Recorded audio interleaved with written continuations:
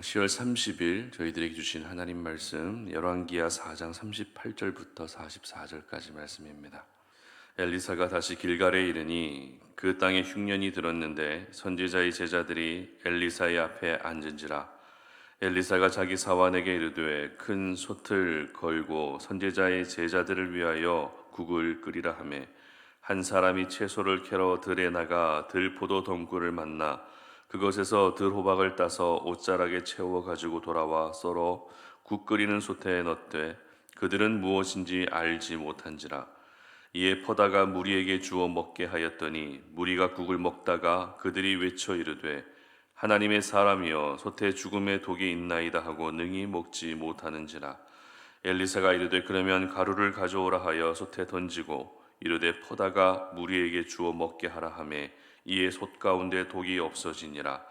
한 사람이 바알 살리사에서부터 와서 처음 만든 떡 곧 보리떡 20개와 또 자루에 담은 채소를 하나님의 사람에게 드린지라.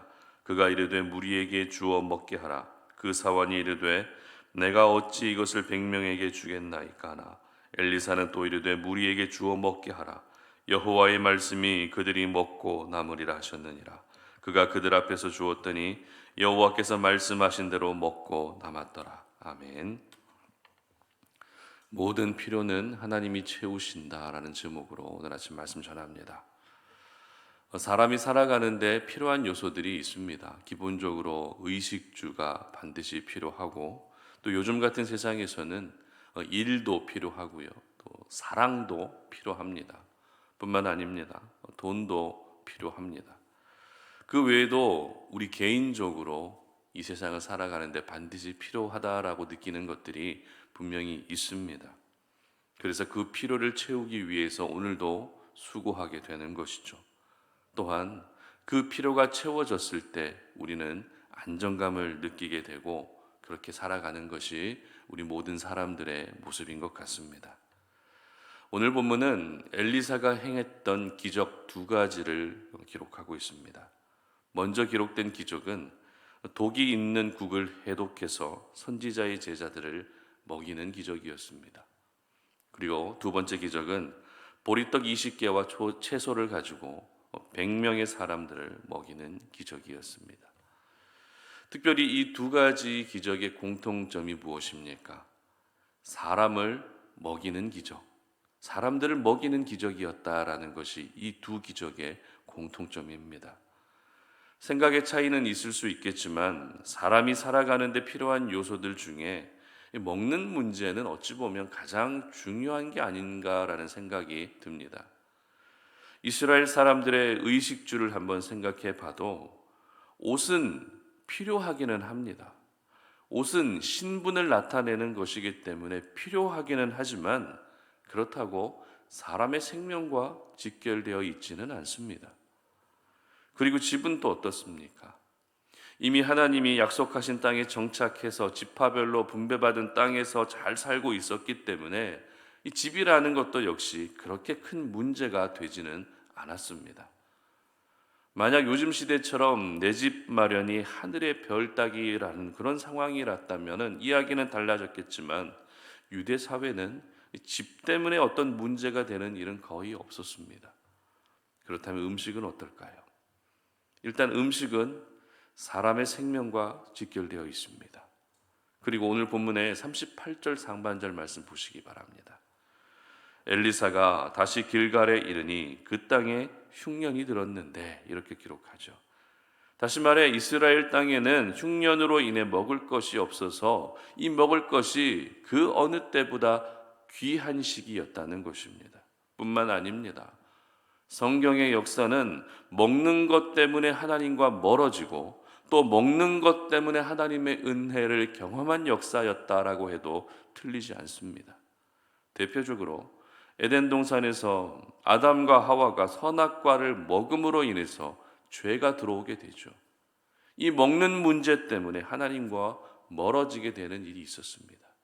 그러나 출애굽기에 들어와서는 광야 생활하던 백성들에게 하나님이 만나와 메추라기를 먹여주셨고 하나님의 은혜를 경험할 수 있었습니다. 또한 유대 사회는 이 잔치 문화가 중요하게 여겨지던 사회였습니다. 여러분, 잔치집에 없어서는 안 될 것이 무엇입니까? 바로 먹을 것입니다. 음식입니다. 이처럼 성경의 역사는 먹는 문제가 참 많이 언급되고 있습니다. 그만큼 먹는 문제가 인간 삶의 가장 중요한 부분이었기 때문이죠. 저희들도 그런 것 같습니다. 누군가를 만나서 인사를 나눌 때에 꼭 하는 질문이 어떤 질문입니까? 식사하셨습니까? 라는 그런 질문이죠. 이것을 보면 유대 사회나 아니면 우리 사회나 모든 인간의 삶에 가장 중요하게 여겨질 수밖에 없는 부분이 바로 이 먹는 부분인 것 같습니다. 그렇기 때문에 오늘 엘리사가 사람들을 먹이는 기적을 연이어서 행했다라는 것은 흉년 가운데 굶주려 있던 사람들에게 먹을 것을 공급해 주었다는 의미와 함께 인간 삶에 가장 필요한 것을 공급해 주었다라는 그런 의미가 되는 것입니다. 특별히 성경은 엘리사가 두 번의 기적을 통해서 사람들의 필요를 채워줄 때 단순히 국을 끓여서 먹였다, 떡과 채소로 100명을 먹였다라고 간단하게 기록하고 있지 않다는 것입니다. 무슨 말인가 하면 사람들을 먹일 때 먹이는 과정에서 생각지도 못한 변수가 있었다라는 부분을 기록하고 있다는 것입니다. 첫 번째 기적에서 있었던 변수는 어떤 변수였습니까? 39절과 40절 말씀 보도록 합니다.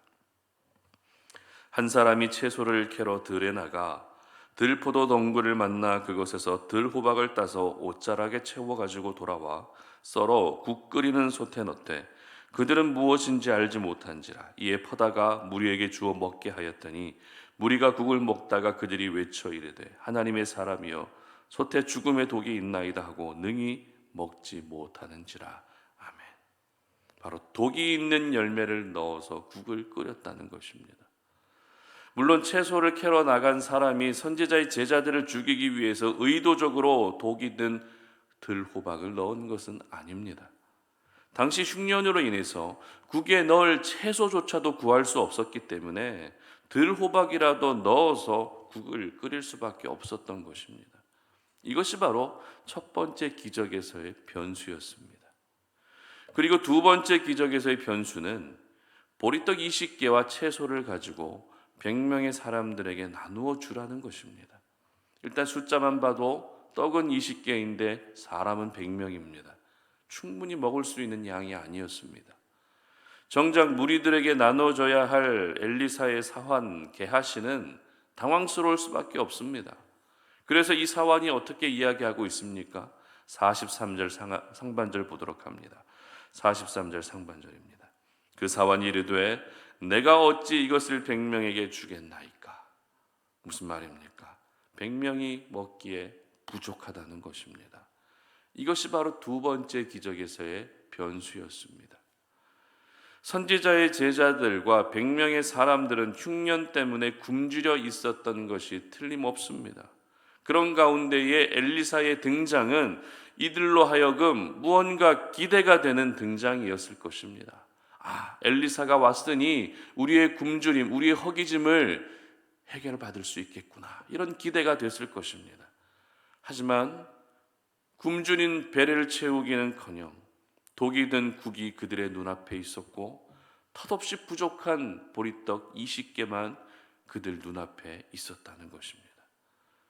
여러분, 우리는 누구나 지금 나의 필요가 채워지기를 원합니다. 그러나 그 필요가 채워지기 전까지 꼭 어떤 일이 일어납니까? 내가 생각지도 못한 변수가 생긴다는 것입니다. 내 마음은 나의 필요가 아무 문제 없이 바로 채워지기를 원하지만 그 필요가 채워지기 전까지 생각지도 못한 여러 변수의 상황들이 항상 일어난다는 것입니다. 그래서 그 변수 때문에 낙심하기도 하고 그 변수 때문에 내 인생 그러면 그렇지라고 자포자기할 때도 있습니다.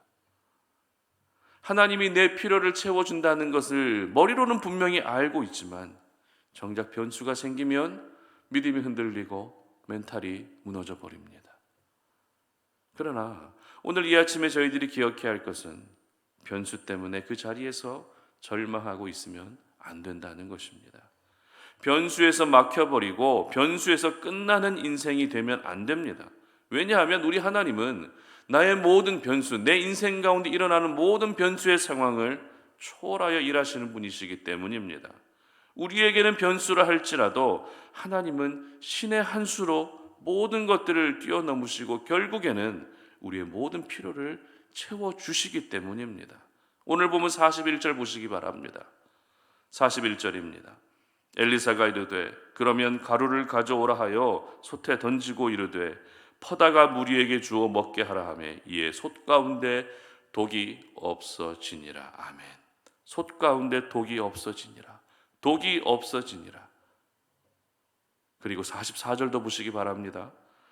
그가 그들 앞에 주었더니 여호와께서 말씀하신 대로 먹고 남았더라. 아멘. 먹고 남았더라. 먹고 남았더라. 그렇습니다. 우리에게는 분명히 변수의 상황이지만 하나님은 독이 없어지게도 하시고 먹고 남을 수 있게도 해주시는 것입니다. 이것이 바로 우리 삶의 모든 필요를 채워주시고 공급해 주시는 하나님의 능력이십니다.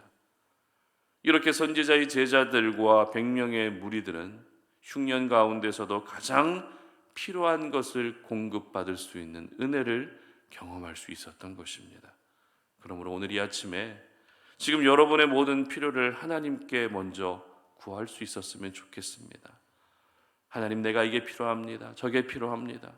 그 모든 필요를 구할 수 있었으면 좋겠습니다. 오늘도 나의 필요를 채워주시고 공급해 주시는 분은 다른 사람이 아니라 우리 하나님밖에 없다는 사실을 인정할 수 있기를 바랍니다. 특별히 이 선지자의 제자들과 무리들은 오늘 필요를 공급받을 때 이들이 어떤 수고와 어떤 노력을 했는지는 성경이 전혀 기록하고 있지 않습니다. 무슨 말입니까? 나의 필요가 채워지고 내 필요가 공급되는 것은 하나님의 일방적인 은혜로 이루어진다는 것입니다. 성경은 언제나 우리의 수고와 노력을 부각시키는 것이 아니라 무엇을 더 부각시킵니까? 하나님의 강권적인 은혜를 더 부각시킨다는 것입니다. 그러므로 우리가 오늘 하나님 앞에서 힘을 빼는 게 중요합니다. 힘을 뺄 때 내 필요가 채워질 수 있다는 것을 반드시 기억할 수 있었으면 좋겠습니다. 사실 요즘 같은 시대에 먹을 것이 지금 나의 가장 필요한 부분이다라고 말하는 분은 거의 없습니다. 그러나 먹을 것을 공급해 주신 하나님은 그 외에 필요한 모든 부분들까지도 반드시 공급해 주십니다. 바라기는 오늘 하루가 나의 모든 필요를 채워주시고 공급해 주시는 하나님의 은혜를 경험하는 날이 되시고 또 모든 필요를 채워주시는 하나님을 더 의지하시고 바라볼 수 있는 그런 하루가 되시기를 주님의 이름으로 축복합니다. 함께 기도하겠습니다. 하나님 감사합니다. 오늘도 이 아침에 우리가 주의 성전으로 올라와 우리의 마음을 주님 앞에 내어드리며 오늘도 이 시간에 기도하며 이 하루를 시작하고 이번 한 주를 시작합니다. 참 우리가 살아가면서 필요한 부분들이 너무 많습니다. 하나님, 그 모든 필요가 바로바로 다 공급되기를 원하지만 그 필요가 공급되기 전에 내가 생각지도 못했던 여러 가지 변수의 상황들이 얼마나 일어나는지, 얼마나 많이 일어나는지 모릅니다. 하나님, 그러나 그 변수의 모든 상황들까지도 우리 하나님은 신의 한 수로 초월하여 일하시는 분이심을 내가 믿사오니 오늘 이 아침에 우리가 구하는 모든 부분들, 나의 모든 필요를 하나님의 능력과 하나님의 방법과 하나님의 은혜로 채워주시고 공급하여 주시옵소서. 내 필요를 채워주시는 분은 사람이 아니라 바로 하나님이심을 믿사오니 하나님을 바라보는 믿음으로 오늘 하루를 살아갈 수 있도록 도와주시옵소서. 감사드리며 예수님의 이름으로 기도드립니다. 아멘.